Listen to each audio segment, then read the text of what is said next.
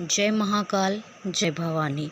मैं आप सबका स्वागत करती हूँ अपने YouTube चैनल भगवती कृपा ज्ञान प्रकाश में। आज का जो विषय है वह माँ काली का प्रिय भोग पर है कि माँ काली को कौन सा भोग बहुत प्रिय है जिसके द्वारा हम माँ को अति शीघ्र और बहुत सरलता से मना सकते हैं। देखिए, जो लोग माँ काली की पूजा आराधना करते हैं उनके मन में अक्सर ये ख्याल आता है कि माँ काली का प्रिय भोग कौन सा है। हम माँ काली को प्रसन्न करने के लिए माँ को कौन सा भोग लगाएं। तो अगर आप माँ काली को सात्विक रूप से पूजते हैं तो आपको माँ काली को सात्विक भोग ही लगाना चाहिए। और इस वीडियो में मैं आज आपको सात्विक भोग के बारे में ही बताऊंगी कि माँ को कौन सा भोग है जो सात्विक रूप से बहुत प्रिय है। और अगर आप माँ काली को तामसिक रूप से पूजते हैं तो आप माँ काली को तामसिक भोग ही लगाएं। तामसिक भोग वह लोग लगाते हैं जो माँ की तंत्र साधना करते हैं। लेकिन अगर आप गृहस्थ में हैं, आप गृहस्थ लोग हैं, तो आपको माँ को सात्विक भोग ही लगाना चाहिए। अगर आपके घर में सात्विक भोग के द्वारा ही आपने माँ को चलाया है तो सिर्फ वही लगाना। किसी के कहने पे ऐसा ना हो कि आप माँ को तामसिक भोग देने लगे।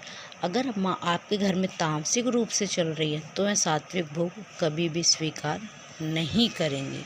और अगर वो सात्विक रूप से पूजी जा रही हैं तो तामसिक भोग माँ ले लेंगे, लेकिन उसके बाद वह आपके घर में तांडव कर देंगी। क्योंकि आप माँ को पहले सात्विक रूप से चलाए, माँ सात्विक रूप से आपके घर में, और उसके बाद अगर आप माँ को तामसिक भोग देने लगेंगी तो माँ प्रचंड हो जाएंगी और वह आपका वारा न्यारा नहीं करेंगे। उसका उल्टा प्रभाव आपको देखने को मिलेगा।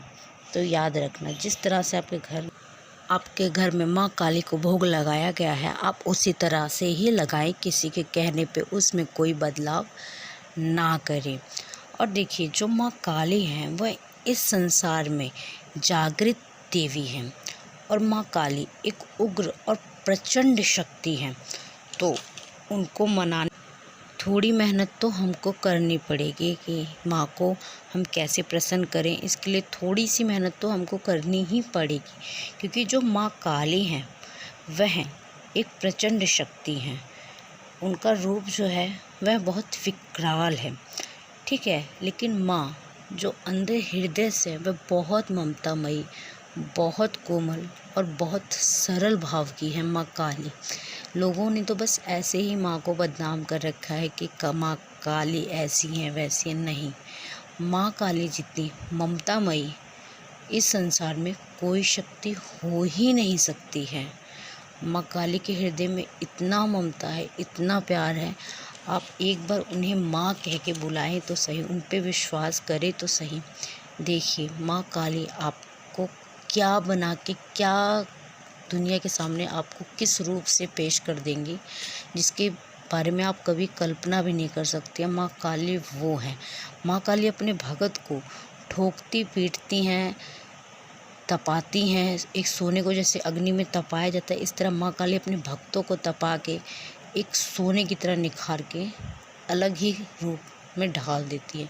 वह है हमारी माँ काली, ठीक है। और देखिए, माँ काली जो जानी जाती है, जो माँ काली की विशेषता है, विशेषकर वह है माँ अपने ज़ुबान के लिए जानी जाती है। माँ काली की जो ज़ुबान है वह कभी खाली नहीं जाती।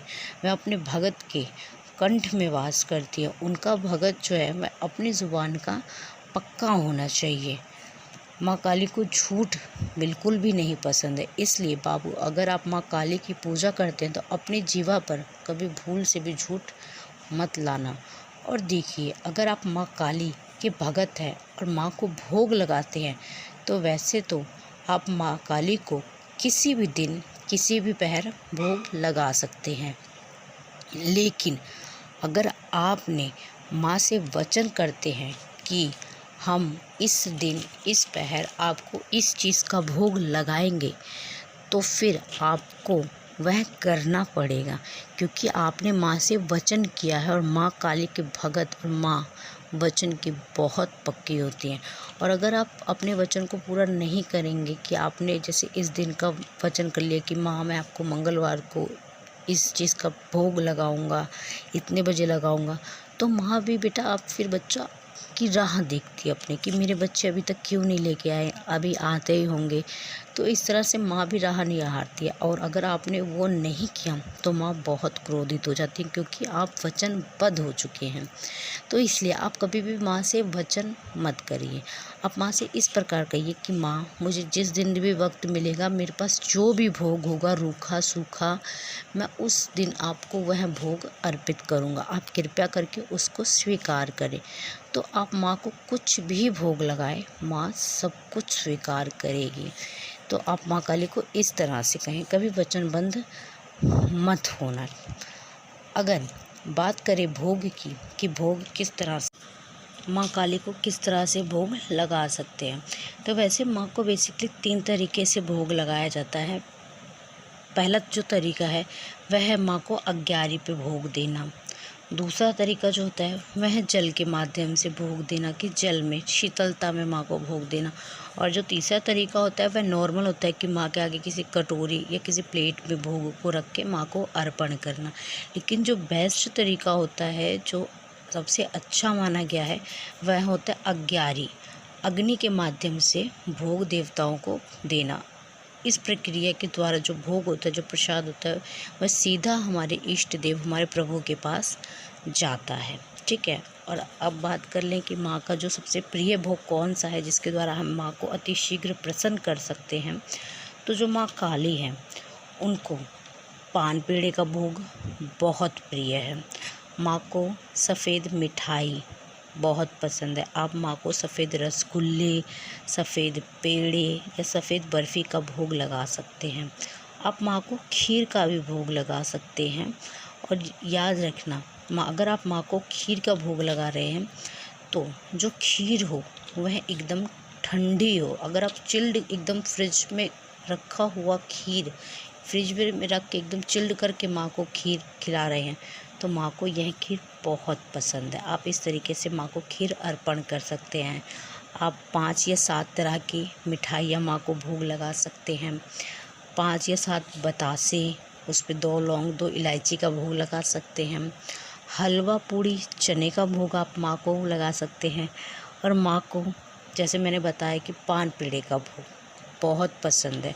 माँ को मीठा पान जो होता है, मीठा पान का बीड़ा जो होता है, अगर आप हफ्ते में 1 दिन या महीने में 2 बार या 3 बार अगर ऐसे आप माँ को पान पेड़े का भोग लगा रहे हैं तो आप देखिए ना, माँ काली आपसे बहुत प्रसन्न होंगी। क्योंकि पान पेड़े का जो भोग है वह माँ का सबसे प्रिय भोगों में से एक है, जो मैंने आपको बताया है।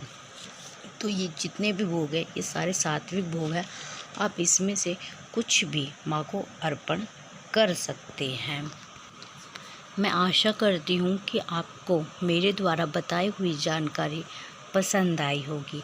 तो अगर आप मेरे चैनल पे पहली बार आए हैं तो कृपया करके मेरे चैनल को सब्सक्राइब करें, बेल आइकन को प्रेस करें और वीडियो को लाइक अवश्य करें। धन्यवाद। जय महाकाल, जय भवानी।